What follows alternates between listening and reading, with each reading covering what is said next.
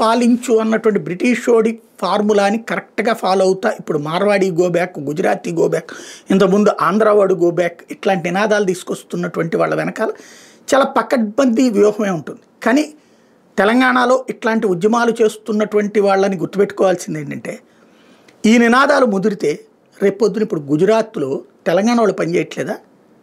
ఇక్కడ నువ్వు వీళ్ళ మీద దాడుల కంటే వాళ్ళు అక్కడ కొట్టరా మనల్ని? మహారాష్ట్రలో పనిచేయట్లేదా మనవాళ్ళు తెలంగాణ వాళ్ళు? ఉత్తరప్రదేశ్లో పనిచేయట్లేదా మన వాళ్ళు తెలంగాణ వాళ్ళు? లేకపోతే బీహార్లో పనిచేయట్లేదా తెలంగాణ వాళ్ళు? తమిళనాడులో పనిచేయట్లేదు తెలంగాణ వాళ్ళు?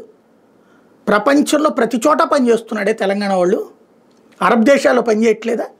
అక్కడ వాళ్ళు మా వాళ్ళే ఉండాలి, మిగతా వాళ్ళందరినీ తరిమేయాలి అనుకుంటే మన వాళ్ళ బ్రతుకులేంటి? అరబ్ దేశాలన్నింటిలో తెలంగాణ వాళ్ళు ఎంతమంది ఉన్నారు?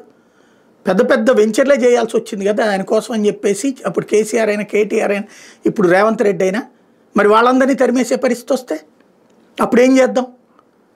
ఒకళ్ళని రెచ్చగొట్టడం చాలా సులభం, కానీ అది కనుక శృతి మించితే మన దగ్గరికే వస్తే ప్రమాదకరం, గుర్తుపెట్టుకోవాల్సి ఉంది.